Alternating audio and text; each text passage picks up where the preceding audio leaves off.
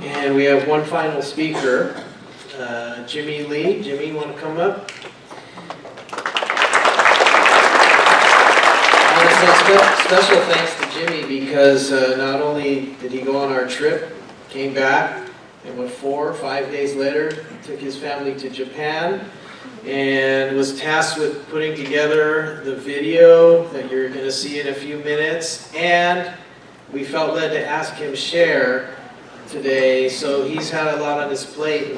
And Sherry, thank you for and family. Thank you for lending us his time.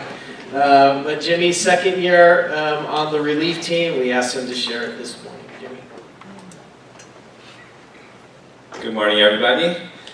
And Linda, I just want to thank you for the happy birthday song because every time I wash my hands now, that tune is stuck in my mind. But it's good to see all of you here this morning, especially the Sunday school kids. How many of you were forced by their Sunday school teachers? Okay, if you're my child, don't raise your hand. Okay.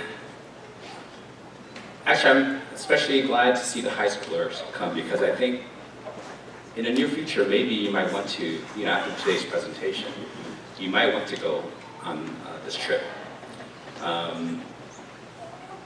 And I also want to mention that our team has a blog site. If you really want to get a flavor and really the details of what happened, the blog is actually kept up pretty well. And special shout out to Peter Lau. I guess it's Peter Lau Day today. He did a lot of work on the blog of posting it and writing. He wrote most of the postings on there. And if you notice on the blog, there's this one reoccurring segment, and it's one-word video.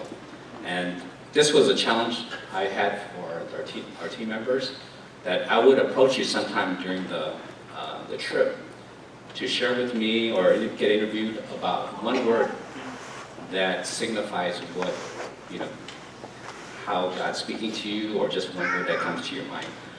And I thought today I would challenge myself, and when I was asked to share, I asked God, what is the one word that He wanted me to share? And I didn't change it, okay? Since that time, since I was asked, I didn't change it. And that word is community. And I believe that our trip and our team is a good example of community. For example, we're spending 24/7 with each other for a full week. A lot comes out of that. You learn a lot about yourself, you learn a lot about each other. And it's a place where, I don't know about other events or other retreats or trips, but this is one place where men could be men, if you understand what I mean. And in fact, a couple of women had mentioned that, I didn't really realize how men interact with each other until I went on this trip. Because, we really, one part of it is we really brag on each other quite a bit. And we don't take offense to it. If you're being bragged on, that means they like you. So, I kind of see this trip as almost like a retreat. We experience community, we have quiet time, we worship, we have prayer, and we eat. Okay, the group really likes to eat. And then the Bible says there's a passage about serving one another, a lot of one another's, right? And on this trip, you see a lot of that. We love one another, we serve one another, we care about one another. We even clean and cook for one another. And I just remember working on the roof in a hot sun and a humid weather, that I was thinking, boy, it would be so nice to have some water. And next thing you know, someone would say, hey, you guys need water? And water was right up. And I just felt really taken care of. And I felt safe on the whole trip. The only time I felt unsafe, and the only time, was when we were at Parkway Tavern eating that big po' boy sandwich. And the one image that God kind of presented in my mind, one picture that He keeps putting in my mind about about joy, about this community experiencing joy, is that have you heard of the term, my cup runneth over? Well, I kind of see that, where our group, we were so loud many times, we were having fun with each other, that our joy in whatever we do, whether we're, doing a lot of hard work or just eating or shopping, we felt that joy, and it runneth over, and it spilled into people we came in contact with. In fact, one example is the stewardess on the plane on the way over.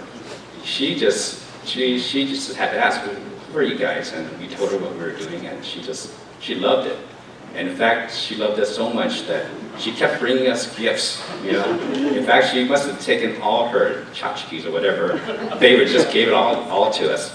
I don't know what happened to them, but some of you church kids might get them. So people we encountered really felt that joy spilling over us, and we're curious, even at Walmart or the bath shop, and especially our homeowners. You heard an example, from Tommy, that I think a lot of it had to do with the joy that we were experiencing, and she felt it, and it really affected them. And so I had the opportunity of doing today's video, and I just want you to, I try to convey that this group had a lot of fun, even amongst the hard work. And hopefully it will give you a flavor of what happened on the trip. And for folks who are thinking about going on the trip in the future, maybe this will encourage you to do so. Thank you.